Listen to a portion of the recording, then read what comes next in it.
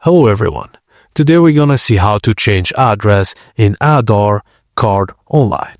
Firstly, visit my Aadhaar portal and enter your Aadhaar number and CAPTCHA code. Click Send OTP and enter the OTP received on your registered mobile number.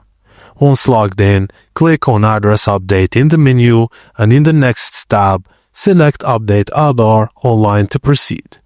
Carefully read the instructions and click on Proceed to update Aadhaar. Choose Address as the detail you want to update, then click Proceed to update Aadhaar. Your current address will be displayed. Just scroll down and enter your new address details. Accepted proof of address documents are passport, bank statement, ration card, photo ID, electricity or rental agreement.